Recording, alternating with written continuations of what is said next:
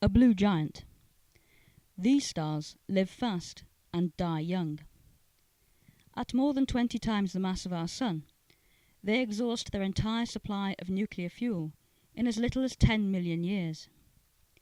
Their cores burn so hot that the surface of the star glows at blue and ultraviolet wavelengths. When these stars die, the results are spectacular.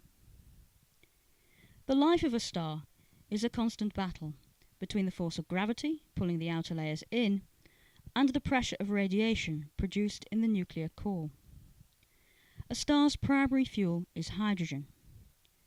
Hydrogen nuclei are fused together to form helium, releasing the energy needed to support the star and make it shine. Eventually, however, this hydrogen will run out. When this happens, the star starts to succumb to gravity, its inner regions being crushed by the vast weight of gas above them. Soon, the pressure and density in the core are high enough for helium to start fusing to carbon.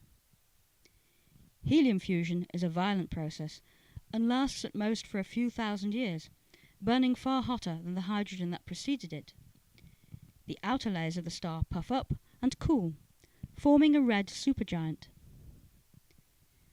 When the helium runs out, the star is running out of options, and rapidly fusion shifts to successively heavier elements. Carbon, silicon, neon, and nickel are produced one after another and forced together, with each subsequent stage becoming shorter and less effective at resisting the power of the star's gravity.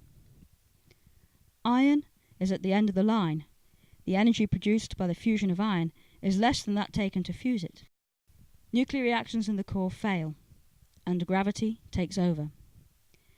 The outer layers of the star fall inwards, crushing the core under extreme pressure, forcing protons and electrons to coalesce, and leaving a core of neutrons.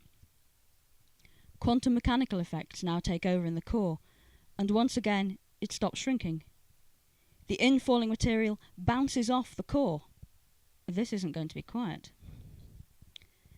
This is a core collapse supernova. In death, the star outshines all others in its host galaxy. And what's left behind is one of the most beautiful of all cosmic structures, a supernova remnant. At the centre of the remnant lies the dead star's neutron core, called a neutron star. Sometimes, these stars send out pulses of radiation as they spin, and are given the special name pulsars. The Crab Nebula, the first detected very high energy gamma ray source, has a pulsar at its centre. In some supernova remnants, the very high energy gamma ray emission doesn't come from the neutron star, but from a rapidly expanding shell of gas that once formed part of the star. As the gas in this shell rams into the gas and surrounding space, it forms a shock wave that glows brightly in gamma rays.